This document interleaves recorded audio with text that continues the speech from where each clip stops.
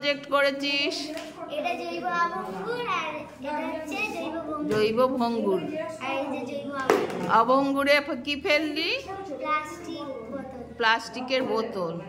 আচ্ছা, পেনটা যদি শেষ হয়ে যায় লেখা ইউজ অ্যান্ড থ্রো পেন, তখন সেটা কিসে ফেলবি? কথা কম। সেটা কিসে ফেলবি? জৈব অভঙ্গুর। জৈব অভঙ্গুরে। কেন? সেটা মাটির সঙ্গে মিশে না। মিশে যাবে না। তাহলে মাটির সাথে না মিশলে সেগুলো কি করছে? দূষণ হচ্ছে, পরিবেশ দূষিত করছে, তার কারণে। এবার পরেরটা দেখা, জৈব ভঙ্গুর। এই যে জৈব ভঙ্গুর। বাহ, খুব সুন্দর সাজিয়েছে। দেখ, ওদের দেখা, ওদের দেখা, ওদের দেখা ওইদিকে ফিরে।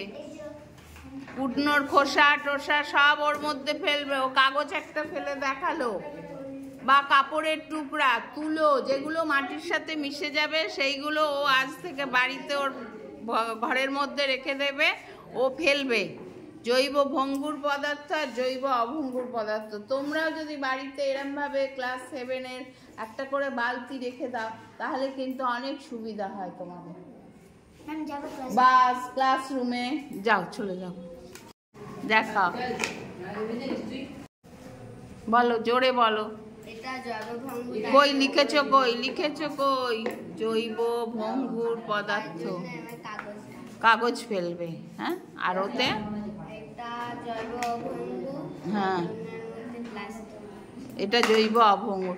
আচ্ছা, ধরো মায়ের রান্নাঘরের জিনিসগুলো, কুটনোর খোসা বা কোনো রান্নার জিনিস ধরো পড়ে গেছে, লঙ্কার বোটা ফোটা কিছু একটা পড়ে গেছে বা মশলারে, সেইগুলো কিসে দেবে? অভঙ্গুরে দেবে। কেন অভঙ্গুরে দেবে? কুটনোর খোসা মিশে যায় না মাটির সাথে, তাহলে সেটা কিসে দেবে? জৈব জৈব ভঙ্গুরে দেবে, ভঙ্গুরের বালতিতে। আজ থেকে বাড়িতে এই বালতি দুটো ইউজ করবে। যদি একটু ছোট হয়ে গেছে, বেশিক্ষণ রাখা যাবে না, ঠিক আছে? যাও, চলে যাও।